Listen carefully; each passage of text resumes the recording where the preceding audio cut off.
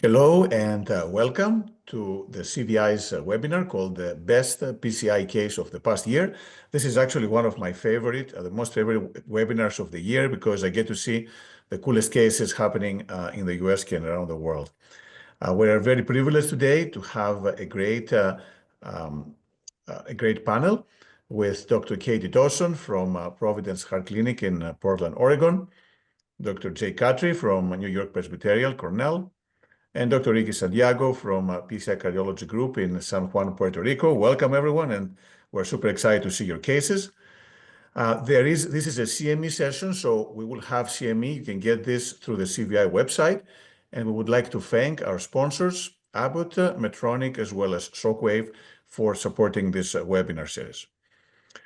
These are the disclosures from the faculty, and this is, again, the link for the CME credit, but you can just go to the CVI website and you can find the links over there as well.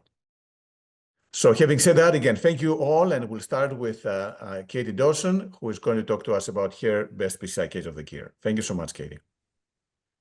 Thank you. So as I was telling the panel, this is a case that it's not necessarily the case that I planned out that I thought went perfectly, but it was a complex case where not everything went right, and I had to sort of troubleshoot through it, which as an early career person is really one of the things I find hardest. It's sort of, keeping your head and focusing on what's going on in front of you and getting through things when they don't go perfectly. So that's my case. So this is a patient who is 75 years old. He's had 2 prior bypass surgeries. He had a 4-vessel CABG in 2008, and then a bioprosthetic EVR 1-vessel CABG in 2012. He'd had multiple interventions on the vein graft to his OM, one the year prior by one of my partners, and then he was admitted to an outside hospital in Wisconsin with an NSTEMI and had repeat stenting to the same spot in the proximal segment of the vein graft to his circ. And he'd felt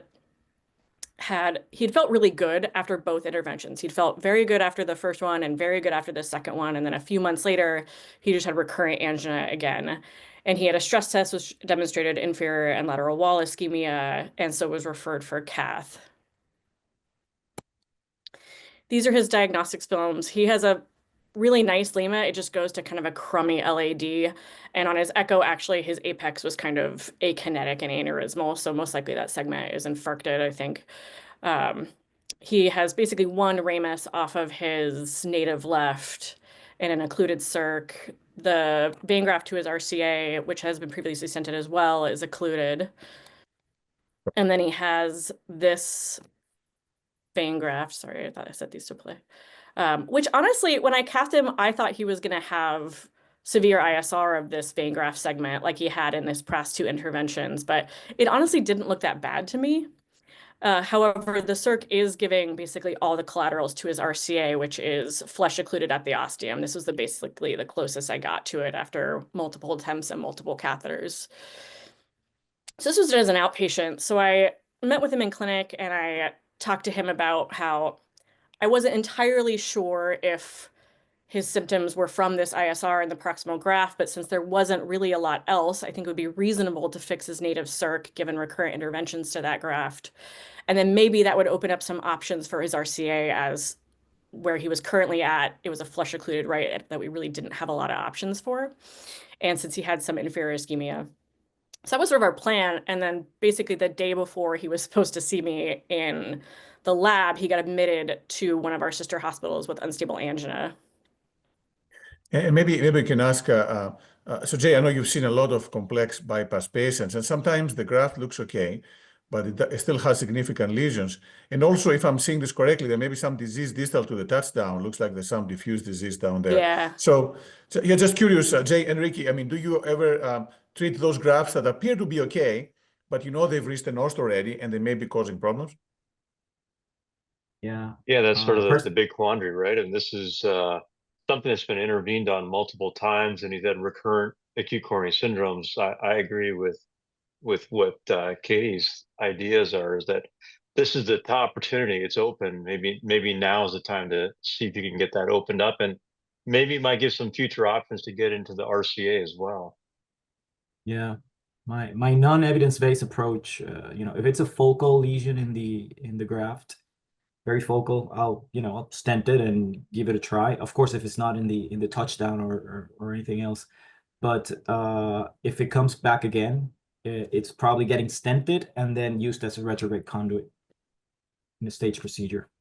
Yeah, that's generally what we do as well. I mean, I've made some exceptions for people who are like very, very elderly who have bad EFs and, perhaps the risks of a retrograde intervention for the amount of life they have left. But for the most part, especially if they've had multiple interventions, it's like the best collateral. So, so in films that I apologize, I don't have, that area did look worse when he was cast. So it was ballooned by one of my partners and shipped over to our bigger institution where we tend to do our more complex cases, as that's where we have cardiac surgery and larger degree of MCS, et cetera.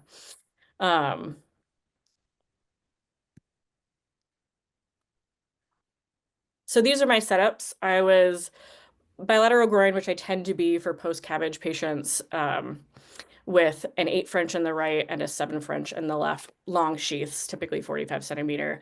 I will often do 2 8s, but we've had some like gear limitations lately, and so sometimes I'll do 7 and 8 just to keep our 8 systems for when I want. This aorta looks pretty yes, tough, right? Also, I mean, it's going around the yeah. world. Yes, another reason why the 45 centimeter sheaths I find to be a few months ago I used a 65 because the aorta was like very, very twisty. But yeah, I tend to use 45s, especially in cases like this too. So it's an EB4 and then an AL1 with a guide extension on the retrograde. So I just started retrograde because it seemed like it might be reasonably short. And so this is 150 centimeter Proximal cap's pretty Corsair. ambiguous too, huh? Yeah, that's what I was and gonna say. proximal cap's That's what I was gonna ambiguous. say. Yeah, like maybe it's there, maybe it's up there. Yeah. And then does everyone put the guide extensions? I must admit I often don't, and then I regret it halfway through and I have to go back. Do you routinely put a guide extension on the graft? I have the 5 French guide extensions. I use them all the time for my retrograde. Yeah, My caution with that would be there's a field stent at the aorta-osteo junction, right? So that could potentially make this patient kind of ischemic. I want to be forced to use it. Okay, that's a good point. If there's a lesion, you may want to wait and see. Otherwise, you're right. You either balloon it, but still, if you put a guide extension, you run the risk of ischemia. So, perfect. But I think everyone agrees, right? Retrograde sounds reasonable. You have ambiguity in the proximal cap and seems to be not too far on the distal, and the distal cap is much more clear than the proximal. So I was retrograde with a 150 Corsair and a run through, and then pretty quickly exchanged to a Mongo. And interestingly, the Mongo just went straight through and into the antegrade guide extension. Oh, wow. This was like, I'm not kidding, like must have been 5 minutes between duels and this picture here on the right. And no wonder it's your best case of the year. Well, so I personally blame Jason Wolmuth for everything that happened after this picture, because he walks in the room and he says, "You're done," and walks out. And about 3 hours later, I was done with this case. The famous words. I firmly blame him for everything that happened here. No, not really. But, so I couldn't follow with the Corsair. So I pinned the retrograde Mongo in the antegrade guide, took the Corsair out, brought the guide extension in, and then ballooned with a 1.520, which looked like this. Yes, Ricky's face was my face. I think I might have laughed out loud, and my staff wanted to know what was funny. So out of curiosity, what would you guys do now? I mean, aside from try to get a microcatheter to go again so that you can externalize, assuming you did that. So this was one balloon, just a 1.5, right? It's a 1.520. Yeah.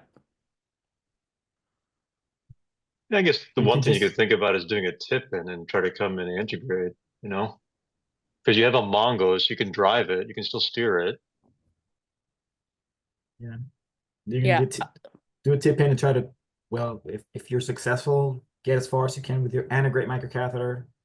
That angulation is super nasty for if you get into a situation with wire across, the device won't follow. I don't know. I would Yeah. not think about rota. It's, the angle is kind of nasty. And then the other thing you can do is just come retrograde, put a big balloon there, just leave it as a target and try to stick your way antegrade and do cart. Yeah. That might have been wise because I swapped out for a Turnpike LP and that went easily and I externalized after this 1.5 balloon. But after that, I couldn't get anything to go in antegrade. So I made what was perhaps the unwise decision to do rota, knowing that it was going to be a high-risk rota. The initial bend, because it was basically an S, the initial bend went fine. Edie, That can you first walk me one. through how did you do that? So you went Oh, yeah. retrograde with the spiral, externalized the wire, then how did you convert that to a rotoblader?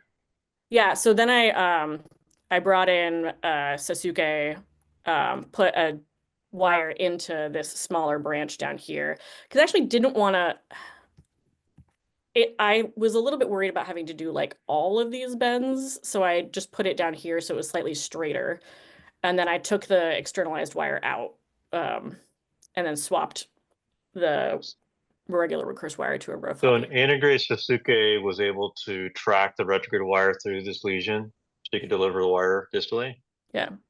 That's kind of encouraging. You'd think that this wouldn't be that big a deal at that point, if you're able to do all Yeah. that. Yeah. I mean, honestly, I've rotated tortuous vessels. I knew we had to be careful, but I didn't think it was prohibitive, and I don't know that that's true now. Like now, I feel that way because of what I'll show you, but yeah, that was my sort of thought process. I'd also the case right before this, I had done a bunch of other things that ended up having to rota anyway, so I was sort of in the mindset that I should just do it up front if I felt like it was needed. And the burr went fine. The first bend went fine, but then around this bend, it stalled, but then the burr came right back, but the wire tip did not. So the wire came out, but the tip of it was down here. Oh, well, it's a good thing that you didn't go. I mean, this is good. Otherwise, yes. the In bed would hindsight, keep it me was out. good. Yes, in hindsight, it was good that I put it in this tiny branch that didn't matter because then I was able to just sort of forget about it. So after that happened, because at first I wasn't sure if the wire had fractured, but then when I pulled everything out, obviously the tip stayed, and then I was sure that it was fractured. So I tried to get a wire back in antegrade just so I would have something to balloon in case there was a problem. And so this is a run through that I was pretty sure was subintimal, but at least it was there. And so currently the patient's hemodynamically stable, but he's having chest pain. So I took a picture and there's this dye hang up here that is sort of washing away that made me pretty nervous that I had a perf. I'll stop Especially there since the rotablator came off the wire, right? So, I mean, right, exactly. understandably so. Yeah. How did the burr behave? Did it seem to go into an errant path, or was it still in what you thought was the SIR? I mean, honestly, it felt kind of it was nothing unusual. Yeah. It was nothing unusual except the handful of times I've seen the wire fracture, Manos or Ricky comment on this, is like when it snaps the wire, the burr kind of ends up in some place that's not consistent with the course of the vessel. Yeah, I had one rotowire fracture in fellowship with Bill where we were drilling into the circ and then the burr went straight down the LAD and fortunately came back. But I think as I think about it, I may have been pulling back already when it fractured and that's why it just came back. It's hard for me to know. What's this, the floppy? This is the rotodrive. Floppy, not the extra support. No, not the extra stiff. Yeah. And, with these sort of tortuosity cases, I do try to typically move the rotowire, but there was so much calcium and tortuosity, even when I tried to move it in between. I think this was the third run when this happened. It wasn't going anywhere. You're moving the rotowire to prevent it from overheating and snapping. Yeah. So I put a balloon up. This is a 2.5 balloon at like 8 atmospheres and called for echo. And it was later in the afternoon, so it took a little bit for them to get there. But after 10 minutes, it still sort of looked like a perf still. It didn't really look like anything had changed a whole lot. But he was hemodynamically stable, and the echo showed absolutely nothing. Like no effusion, really nothing. But again, the echo in the bypass, folks, right, can be Yeah. really deceiving. Yeah. So it's a Yeah, good and so thing. It's good to do it, but yeah. Yeah, I didn't show all the pictures, but in the views that were available. Now, So I had thought you I had taken some. any shots of the vein or only through the native? Yeah, exactly what I was going to ask. So there's one comment I think from Lorenzo Cenzellini that you can give up the retro and do retrograde base. And then I guess the concern is that you cross the intraplaque. So I guess what he's saying is go extra plaque to avoid all these issues and potentially seal a perforation too, which is a great point. Yeah, so that was a version of what I ended up doing. Was since he was stable and there was no effusion, I thought I had some time.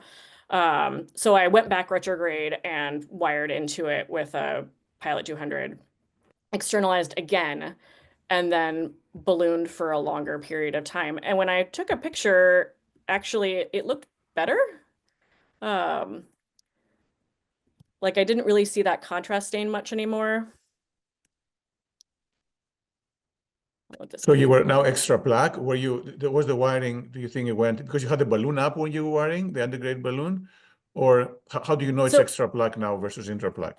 So this one, I think and I'll show you the IVUS that I do after this, because there's a segment where I'm fairly certain I'm subintimal, sort of around here where the wire fractured. So I'm not sure, obviously now, if like which one was which. I think probably the antegrade wire was subintimal just because of the way the wire looked, and what I'll show you later, where there's an edge dissection, kind of where I had that wire in antegrade, and that this one that I ballooned on afterwards is probably more intraplaque.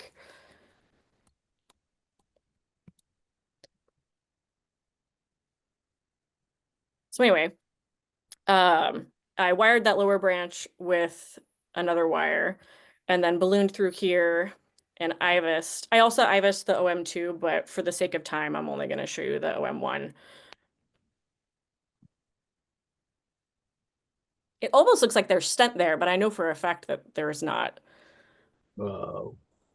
Yeah.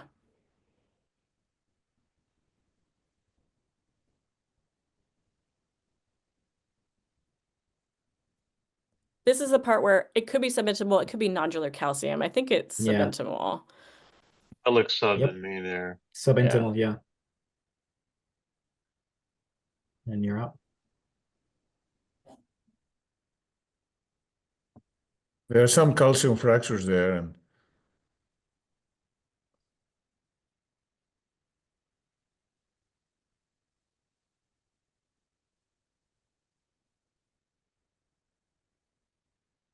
then we get to the left main. So I ended up shockwaving a fair bit of that prox-to-mid circ, because obviously I wasn't going to rotate again. And then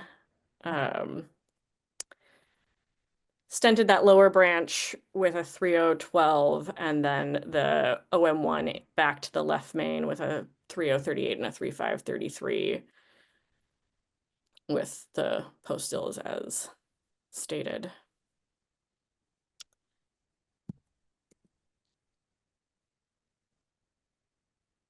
I haven't been keeping track of time. Oh, we're running out of time. Okay.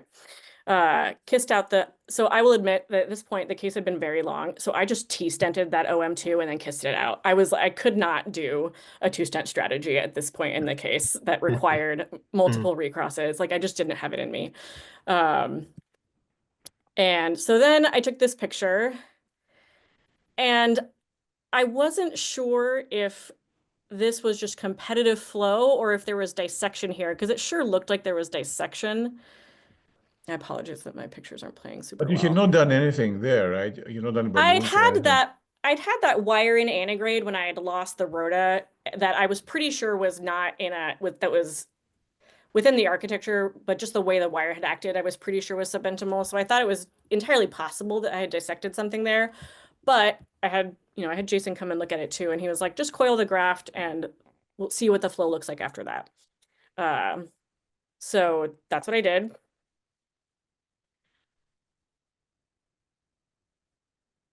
And there's still some flow, but it's better. But the flow still doesn't look great. And then, so I pulled the wire back just to see, and it just doesn't look good. I don't know, who would have left it? Yeah. Is the patient having any chest pain or any symptoms or? I can't recall, because he'd been so uncomfortable during the whole rota decreased perfusion to the vessels that we had sedated him quite a bit. Sorry, I know I'm way over the 20 minutes, so I'll just get to what I did. So I decided to cover it, and I sucked a guide extension all the way down. I had to do this a few times because I ended up pulling it back too far. And at this point in the case, I sort of wanted to crawl into a hole and die, but we did it. And this was the final result. Yeah, looks much better. Yeah, it looks much better. He had a kind of a prolonged hospitalization for heart failure. I honestly think because I was retrograde too long, and he got quite ischemic, particularly given that the circ was giving all the collaterals to the right, which was another sort of thing that I took away from this case, was that even though it ended well, he still had a fairly long course that I had a fair bit of guilt about for a while. But at the end of the day, he feels better and he's angina free, and he's not super excited about another CTO PCI for his right. So that's going to be medically managed for now. So anyway, that's my case. It's not a case that went perfectly, but it's one where I was proud of how I was able to sort of work through a problem and ultimately get it done, even though I really wanted to run away from it by about 3 hours. So yeah. No, this is a phenomenal case, Katie. Yeah. And I think, again, that's actually the more important thing, to show how you can, sometimes some things will go well. I mean, your crossing was very quick and easy, but then everything else was not. Actually, it's typical. Typically, if you cross intraplaque and quickly, actually, this in a way is an adverse factor. If you do dissection re-entry, you're going to be much faster on the second stage. Yep. So, I was so ready. I was so ready to do reverse cart. But congrats on bailing out and doing all these extra maneuvers. And I think, the vessel is sealed up nicely, and a great result and great flow, and the engine is gone. So I think it's a great success. So congratulations. All right. And maybe then we can switch. So Jay, you want to show us your case? Thank you. So I took a little bit of liberty on the best case of the last year because I switched centers in the fall. So I went back a little bit further because I thought this case really, it kind of dovetails nice into the theme of Katie's case in terms of perseverance in a case that just isn't going the way that you want it to go. So this is a patient with class 3 angina and atrial fibrillation, has a history of remote right coronary intervention, and subsequently had bypass surgery quite some time ago, back in 2006. Had a cath in 2011 that showed that the lima was patent, vein to the right was patent. All the lateral wall grafts were occluded at that time. That was treated medically. And then in 2021, the patient had a vein graft intervention at the right coronary artery. Not even quite a year later, the graft to the right coronary artery was occluded, and that was all treated medically. And the patient's been dealing with angina ever since until they came to see us. So this is just some shots of what they were left with. This is the acute coronary syndrome from 2021. The graft to the right is down. It was stented. And this is just to show you what the distal touchdown and the PDA looked like. A little tortuous, but definitely usable as a retrograde conduit. The challenge, honestly, was this. So there's a stent right here at the crux of the RCA. This is probably pre-CABG stenting, but right at the crux. And there's a little bit of contrast that gets into that stent. And that's important as the case unfolds. So this is the subsequent angiograms. This is the native right coronary artery. There's a bunch of stents in the native right that are subtotally occluded proximally and totally occluded distally. And then this is what that distal stent in the RCA looks like at the crux, completely occluded with really no flow in it anymore. And so this is kind of what we were left with. And you can see there's a bunch of collaterals from the lima to the LAD filling the right coronary artery now. And so the challenge is how to get this thing opened up. And so Thanks. And actually, one quick question for you. So essentially, it was a completely occluded graft, right? It was open, but I guess the patency, once the graft completely closed, is probably going to be very low, right? So I guess in a way, you kind of knew that something else was going to be needed for this patient, right? well, yeah, I mean, and there's a lot of time that's elapsed, right? So like this procedure was done in 21, and then it was already documented occluded in 22, and they've just been dealing with angina ever since. So there was really not, it's been closed for too long to even think about chasing this graft, in my opinion. So I'll just show you what we did. So the initial setup, I always do antegrade prep, and if there's anything remote likelihood of getting it, if there's some sort of a beak, some sort of a cap to poke at, I always try to do antegrade, just to at the very least have gear in place for the next step. So this is just a little bit of brief antegrade wire escalation, and we pretty quickly were able to get through these proximal stents, but then kind of got lost down here. Weren't really too sure what we were doing in relation to the not sure what happened to this picture, but what I'm just showing you here is that this wire is really not dancing with the distal stents.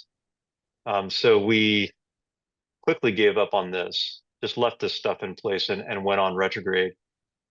So they just wanted to like show you what we were looking at.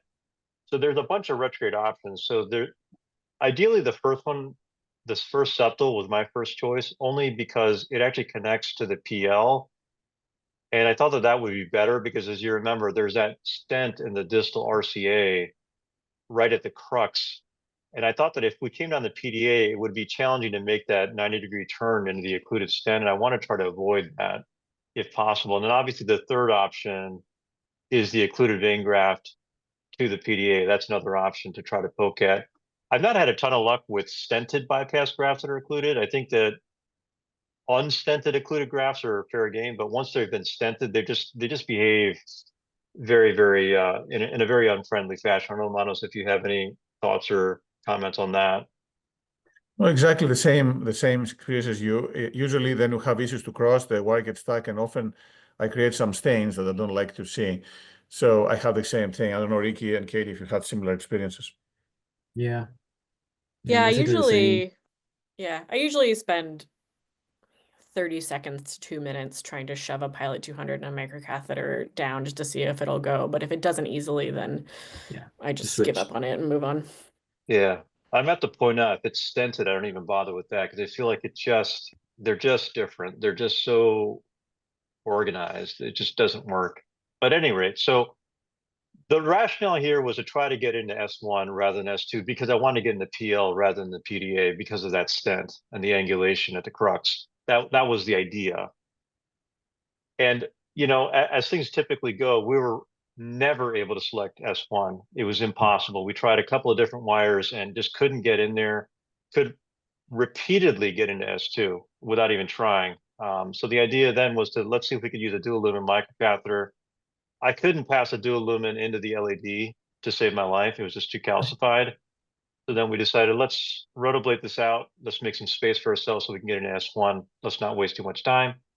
We could not get a 1.5 millimeter burr to pass this lesion. It just wouldn't go. A lot of bradycardia that we managed with aminophylline, as well as some atropine, and then swapped out to a 1.25 burr to make a pilot hole, then went back in with a 1.5 burr just to make some space in here. Well, it makes the vein graft look very promising. All the stuff you're telling us. Yeah, I mean, exactly. Sorry, I don't know why my pictures are not playing right. Let me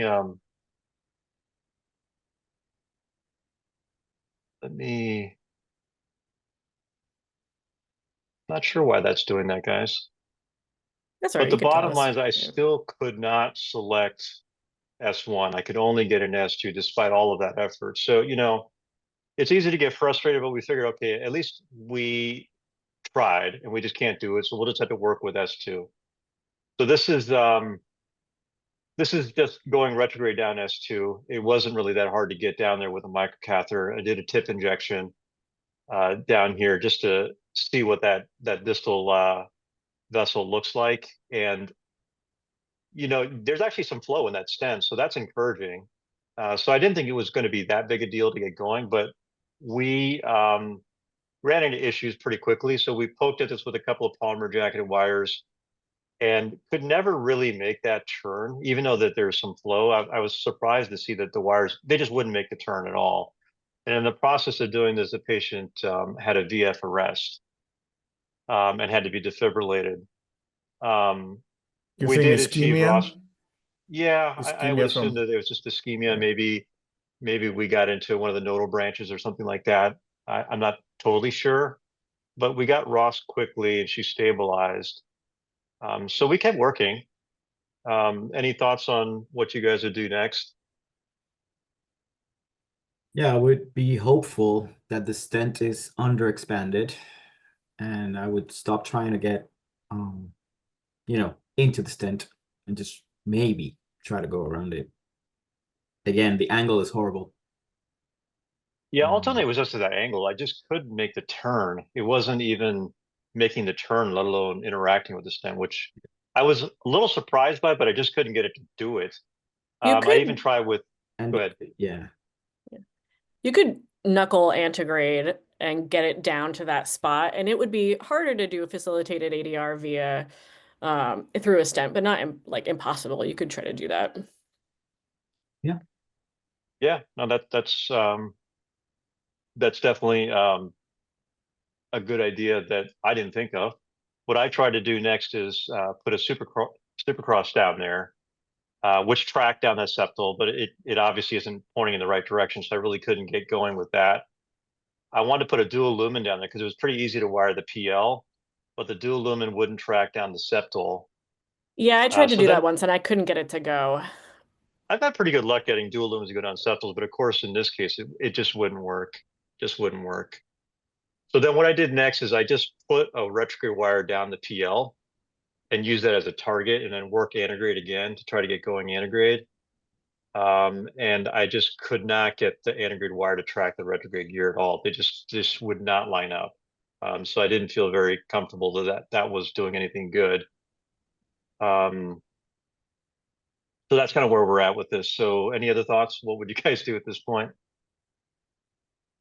yeah. Now The vein graft. you have a true- vein if you have a graft will get true to the same lumen- spot, right? What's that? I'm sorry. Go ahead, Ricky. Sorry.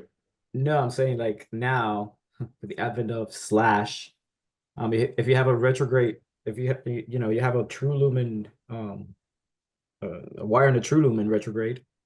If you star your way into the PL, then you can snare that back and then do slash. So that, Yeah. I Yeah. mean, this would be a Yeah. perfect case for it. Yeah, I think slash would be something to consider doing here if you could star back into that stent.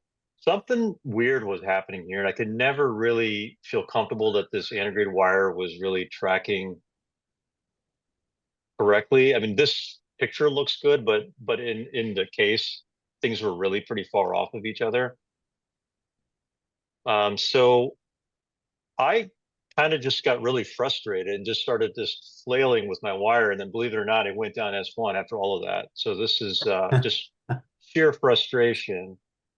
We've all Just been there. mad at the world. Okay, so and Jay, this is what let me happens. understand this. So the lesson is, if you get frustrated, just start flailing with the wire. Is the Well, you know, you mentioned the vein graft, but the problem is the vein graft would just get me back to where I Same was. spot, yes, I was you're right. already in the PDA, so I was really frustrated, and so I just started playing with this wire, and you know, this is the real time floor of what happened. This is literally what happened. Like, whoa, we're down S1, which was pretty impressive considering how we'd made such a concerted effort and couldn't do it. So once I got down S1, I did a tip injection, and the patient got profoundly hypotensive, ended up needing several aliquots of norepinephrine to resuscitate. We took a couple of angios to make sure that there weren't any complications and didn't really see anything. So then we kept working. And so this is just showing just a selective angio of that septal. It wasn't the friendliest septal on earth, and it actually took a combination of Xi'an and XTR to cross, but we were able to get retrograde. And now we're in the PL, so now we're in a much better position. And it really didn't take a lot of effort to get a Gladius Mongo to form a nice knuckle, and then we were perfectly set up for reverse cart. So you went through the stent, right? You were able to go through the stent. I was able to get coaxially through the stent into the distal RCA with the knuckle wire. So now we're in pretty good shape, except that the wire fractured. The knuckle basically broke off. So I had the shaft of the wire in my hands and the knuckle still in the body. So what now? What would you guys do at that point? Just push another wire. Yeah. Souvenir time. Yeah. Did the What were you microcatheter gonna come say, Katie? back?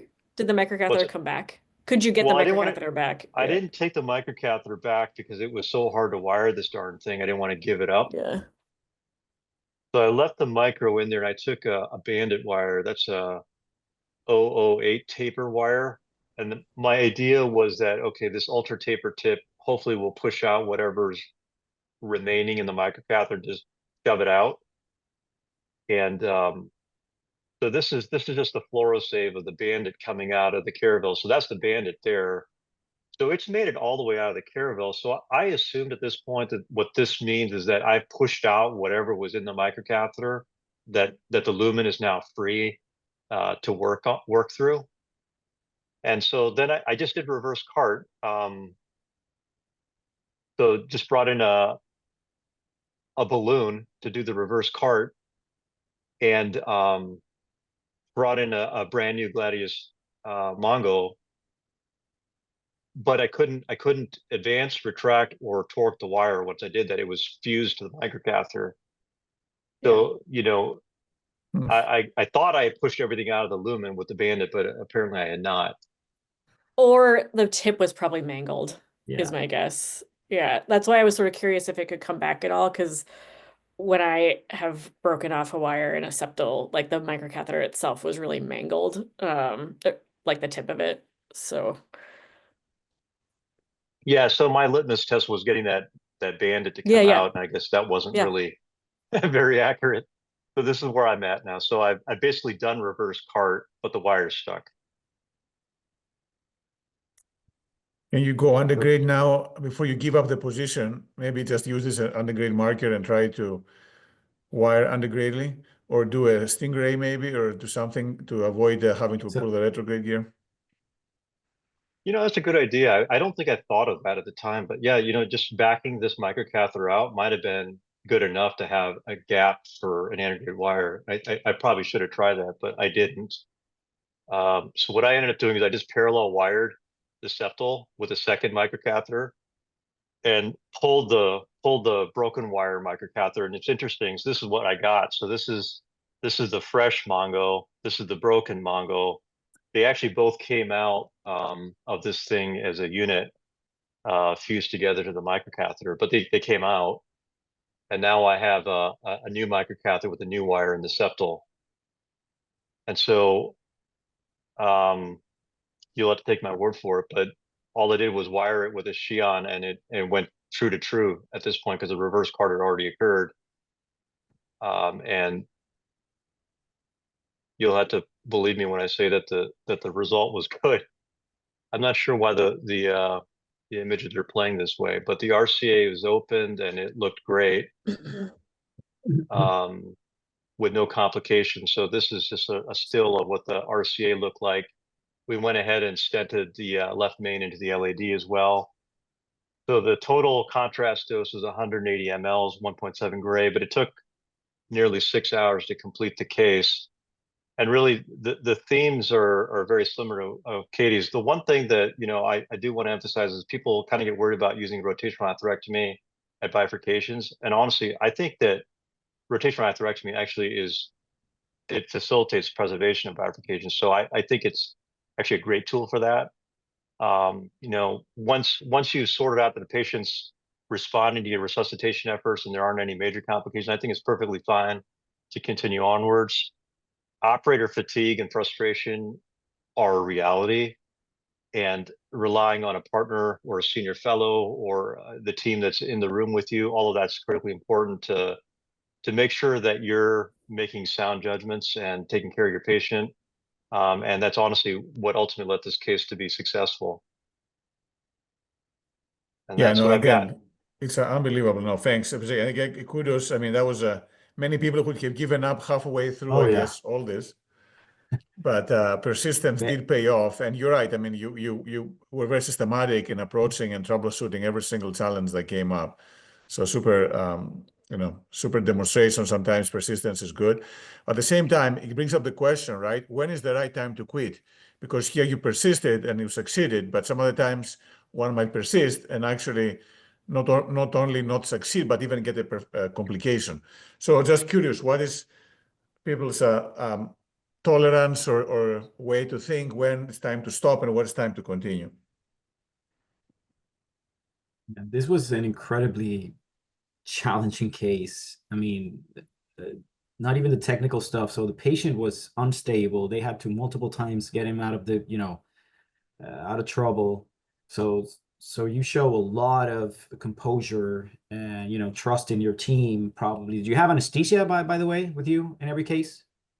Not for every case, and we did not for this case. This was the last CTO of the day, and so they're all gone. This is you, me, and I dealing with absolutely everything. So for me, this was super complex. And I think, I don't know about you guys, but as you do this more and more and more, then you try, your threshold for stopping is probably a little lower. It's not getting higher with the years. Yeah, I think I have a pretty low threshold for aborting when I have a safe place to abort, particularly if I've had a complication, because in my limited experience being early career, almost always stopping and fighting another day I have found to be beneficial both to me, to my personal mindset, because I'm usually stressed and my heart rate's 150, and it just gives me some time to pause and regroup. But yeah, I mean, I am always eternally impressed by the ability to persevere and after things happen. And Jay, one question came about using Impella. You didn't use any support on this, right? People were asking, what about Impella in this case? Sure, I think that Impella could have been useful here. Her EF was okay, and her EDP wasn't particularly high when we started, so that honestly hadn't crossed my mind. And she responded every time she decompensated. She responded very, very quickly to some quick interventions. So it seemed like we were triggering all of these events, and we could resuscitate her pretty quickly. I think that if she had had any issues bouncing back, I would have paused and thought about stopping the case and trying another day, or if I thought it was appropriate to support her mechanically. But she always responded in a way that we felt reassured that it wasn't going to be an issue to continue. Now, whether or not that was really the right decision or not, I don't know, because she kept having issues, and we just got so far into it from a technical standpoint that it was hard to turn back. But the dye load was low, the radiation dose was low, and she responded every time there was an issue, and that just gave us the encouragement to keep working. But yeah, the point's well taken that MCS may have made her more stable. Yeah, I don't know. I mean, I can't remember the last time I put an Impella in a CTO case. I would agree with you, but I think that you could make the argument that the reason that she was so irritable is because she wasn't that stable, right? Yeah, sure. Yeah. But... Well, we'll never know. But again, phenomenally done. Thank you so much. And then Ricky, excited to see your case. Last but not least. All right. So I'm not going to show you a CTO. All right. So that's, I'm going to start by that. These are my disclosures. And so when you get me the invitation, I'm like, okay, so my best PCI of the year. Which one is my best PCI of the year? Is it probably the one I decided not to do? Like the one I canceled? I don't know, a super complex case that went as planned? or maybe just a routine case, you know, that ended up in an unexpected complication. And of course, we all learn from patients, you know, if we have a fatality. So I decided to show this one. And this is a 70-year-old female, usual risk factors. She had an elective angio due to a positive MPI in September. She was found with pre-vessel CAD, and the LAD had like diffuse disease, 80-90% lesion. The circumflex was retroflex, and you'll see the images, had moderate disease, and the RCA had ostial severe disease. So she was referred for CABG. She was turned down in October. We did PCI of her heart RCA in November, and then she followed up in October. And of course, she still had symptoms because the LAD was still pending. So we started on, you know, beta blockers, nitrates, Renexa, etc. And we posted her for PCI of her LAD, and we wanted to do hemodynamic assessment of the circumflex. And so these are the images. This is my setup. I'm right radial. She's pretty small. This is an XB30 6 French. And again, you can tell there's severe disease in the middle AD. There's something in the ostium, and the circumflex has this weird angulated takeoff. So the first thing we did is, you see, we did a DFR of the circumflex, 0.93. So I felt comfortable. It was kind of difficult to wire. You see, there's two I'm wires. amazed you got a pressure wire down that circ. Yep. But you see, there's two wires down there, yeah. Right? It was just with a body wire that I got it. And so for some odd reason, I wired the LAD, and I decided to leave the pressure wire to protect the circumflex. So I never do that. I don't know what you guys do, but I usually use a fielder or some polymer jacketed wire. That's my go-to for side branch protection. So my plan was to you know, do IVUS and just you know, just stent this and go home. So predilation on your right hand panel, everything went fine. No need for plaque modification or anything. The IVUS showed that the ostium of the LAD had severe disease. So we had to stent back to the left main for sure. And so on the left panel, you see there's the stent in place. I pulled the Comet back because I'm like, yeah, I don't want to leave that spring coil down there and jail it and have an issue. I have broken wires before. And I make note of those little side branch that are there, because they're going to be important following the case. So anyway, deployed the stent, started optimizing, and you see on the right side panel, you see there's a little bit of the interaction between, that's a 4-hole balloon from the left main to the LAD. And so you see the interaction with the Comet wire. And as I pulled that back, as I dragged the balloon out, I pulled my Comet wire out. All right. And of course, it's not a CTO, but I managed to convert it into a total occlusion. So there's a acute vessel closure of the circumflex. I don't know if you see it right there. There's, you know, barely any flow. And so what I did is the patient was stable. So maybe we'll ask Katie or Jay. So what do you do in this, apart from trying to slow your heart rate? Yep. Ricky, I just want to ask you, so the balloon dragged the wire back, or you wanted to pull the wire back? No, because it was just the tip of the wire inside the circumflex, and the drag, because the stent is not all the way back to the left main. As I pulled back, there's wire wrap, and it just pulled it out. Yeah. So it just pulled it out.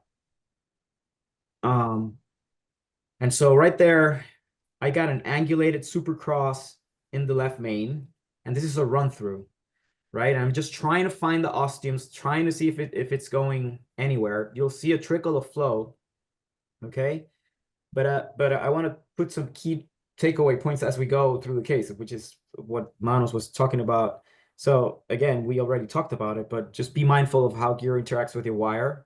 And of course, when you're across dissection planes, or when protecting major vessels or side branches, well, this sort of thing can happen. So as I was getting nowhere with the run through, so I switched to a Gladius, which is what I do routinely when I'm having these issues. And see, the Gladius goes into those little branches that I thought were there. And I said, well, if I get in there with the microcatheter, maybe I can just pull back and then wire the circ. But of course, I followed that with a microcatheter. And of course, you can see it on the right that if you follow a wire, a blind wire with a microcatheter, that's what happens. So strike two. So now you have acute vessel closure and a perforation. Okay, so that's, I guess, an Ellis type 2. Again, patient was stable, no issues at that point. And so again, the law of unintended consequences in medicine, right? You know, your well-intended interventions trying to rescue this circumflex can have a secondary complications that are worse than the original problem, okay?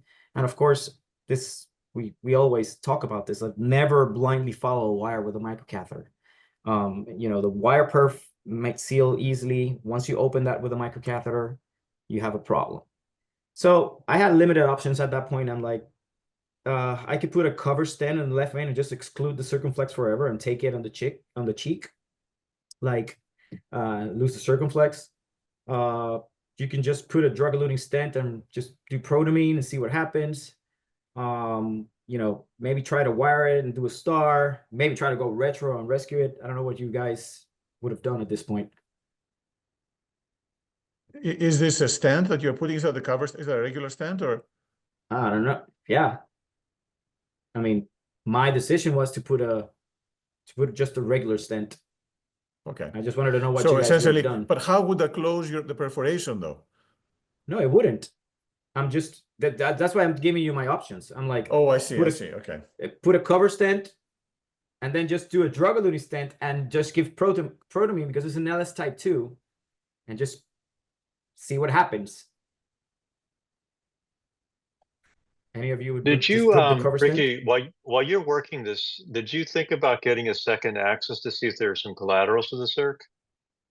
I did, and that was my last option. I did think about it, but I'm like, if I rescue this, I'm still gonna have an issue, because if I don't do this subintimally with the wire across the perforation, you have to either put a cover stent from the left main into the circ and cover the LAD and then rescue. I mean, that's what retro was my last option, but it's there.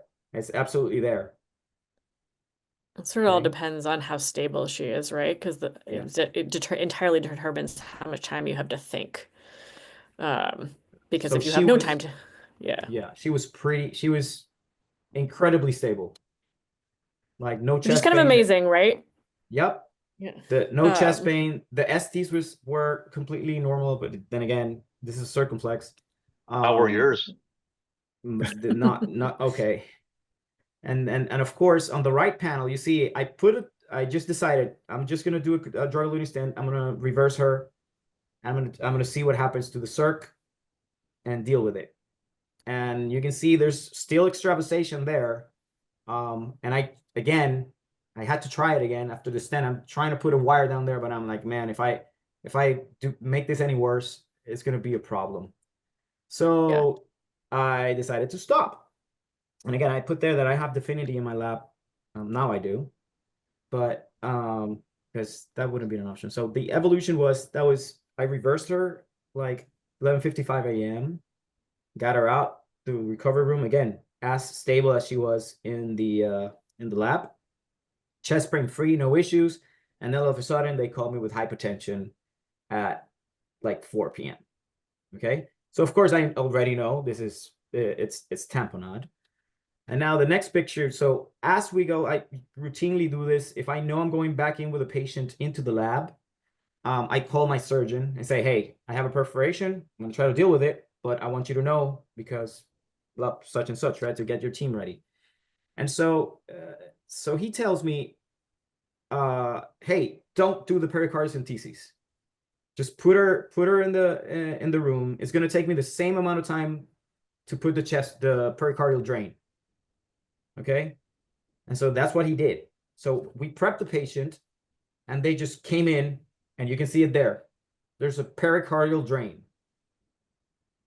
Wow. Subxiphoid. No. Can we get your surgeons to come and I've never seen anything like this. No questions asked. No questions It's so asked. wonderful to be supported. But Yeah. how was this better than you doing a Well, pericardiocentesis? well, you'll see why, but yeah. So, and actually another option that Mahmoud Arez said that you can actually use a ringer balloon. You know, I don't know if you had the ringer balloon back then, but you know, now with the ringer balloon. It's gonna come in the next slides. It's Oh, gonna come perfect. but I didn't have the ringer. I didn't have them yet. Yeah. I assumed. So anyway, so having the drain there, of course, it's great because it's huge and the patient is completely, absolutely stable. And we'll talk about it a little bit more in detail. But of course, if you have profuse bleeding, then you have a problem because then you have to transfuse. You cannot auto transfuse from this tube. Okay, so that's something to have in mind. And of course, on the other views, period, it's just for you guys to see that there's flow in the circumflex and the perforation is right there.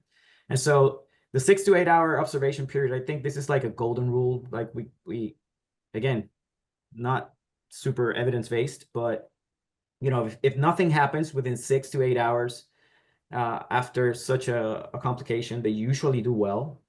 And this is not universal, but it's something that we should take into consideration. And the other thing that the surgeon said is like, hey, you can do pericardiocentesis, you can do whatever you want, but this proximal LAD, circumflex, or left main perfs, they can't get there. They have to transect the aorta. It's below the pulmonary artery. So I cannot just get there and fix it. It will be a disaster. It's very bad for them. So anything in that location, I prefer you to handle percutaneously, right? And so that's why he did what he did. And so we're back here, and these are our options which we talked about. So again, covered stent from the left main to the LAD and lose the circumflex. You can do retrograde access, as we talked about, right? And once you have the wire across, you're in two situations. You either put a cover stent from the left main into the circ and rescue the LAD, or just put a drug-eluting stent, culotte, and see what happens. And of course, you can also just do star, which we talked about, and again, the ringer was not available, which would have been great. And so that's where I was right there. And so I decided to just try to go for it, right? And in the left panel, you see this is a Gladius MG, and you can see the angulation. So now it's like a horrible angulation of that wire, but I feel the resistance. I know that I'm in architecture. This time around, of course, we're confirming before we're doing anything. You can see it on the right panel. And then on the right panel below, you can see the microcatheter just going across the stent and going into the vessel architecture. You can see the guide just coming back.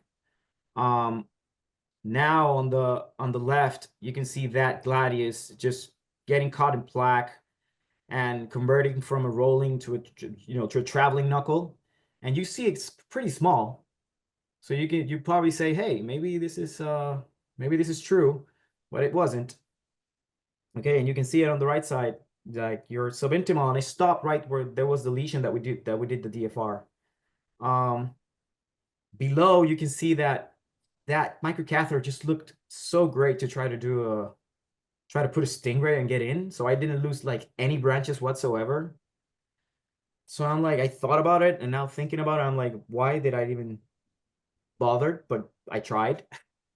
So this is a guide extension, and God bless you. I would have.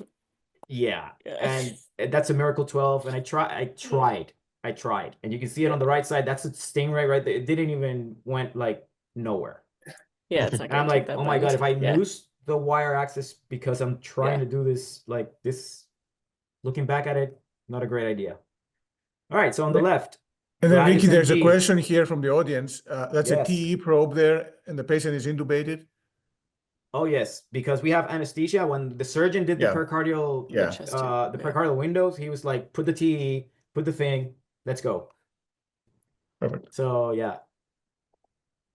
And then this is a Gladius MG, and now I'm just trying to get some plaque and getting a knuckle going, and you'll see it there.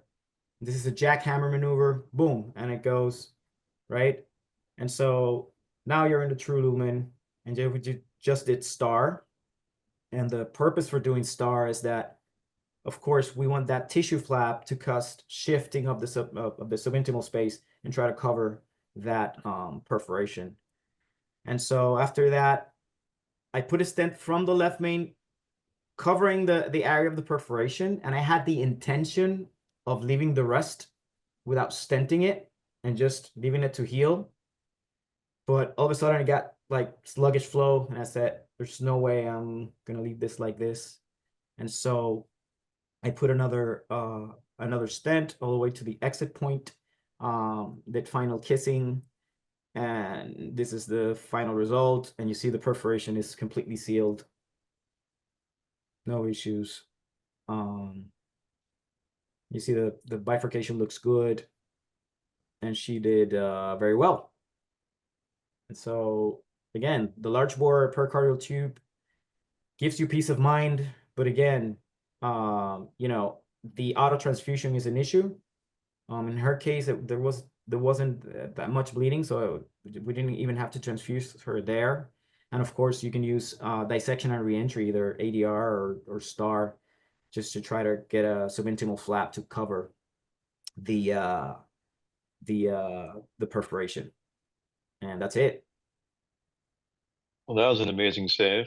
Fantastic. Yeah, no, could not agree more. I think, you know, the patient, as you said, I mean, to salvage the left main, essentially it was left main perforation, right? It was at the bifurcation of the left main. Yeah. And salvage it and still keep, I think you cut pretty much all or nearly all the branches on the circle are open. Yeah, I think yeah, you got but- a nice start. Yeah. And then you This- got great flow into the LAD, so it's perfect. Yeah, you see the small branches are kind of there. I just lost You'll one be little fine. one. Yeah. So anyway, I wanted to end up with that, you know, this is in PCI, complex or not. We don't rise to the level of our goals, which is just to get vessels open and treat the patients.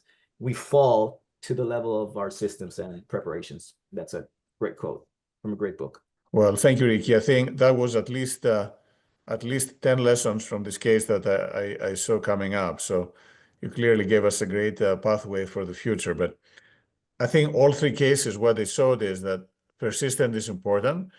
Sometimes you have the luxury to choose if you're going to persist. I think like it happened with Jay and Katie. So sometimes you don't choose, you have to, like in the case from Ricky. And then, you know, in either case, you do your best. And, you know, with creativity and ingenuity, you can really find a solution to things that seem insurmountable at the time. So phenomenal work. I think I'm going to have all the surgeons in our group look at this video. And from now on, if I have a perforation, I don't want to hear it. Although it might be a tall task to convince them to do this, but it did work very nicely. So thanks for sharing this, Ricky. No problem. Thank you, guys. Thanks, guys. Hey, Fantastic, Katie, Ricky. any last comments before? I know we're 5 minutes over. Any last comments before we close it? No, great cases. I am always so heartened to see that, like, you know, I think when you have a complication going on, you sort of feel all alone. So I really like these sorts of discussions because it makes you realize that there are other people doing the same things you're doing who are having the same issues who like, and it always makes me feel like there's a community, which I really enjoy. And I learned something. Yeah, I Thank you, would echo everybody. all of that. I think that the key here is teamwork in your lab, teamwork in your hospital, teamwork amongst your field, teamwork amongst the community. That's how we all improve and take care of these patients and get better. So thank you, Manos, for arranging all of this. And thank you, panel, for inviting me to participate with you guys. It's fantastic. To everyone for participating, our faculty as well as the attendees. Also, many thanks to Abbott, Medtronic, and Shockwave for their support. And hope everyone learned a lot. And thank you all, guys. Have a wonderful night.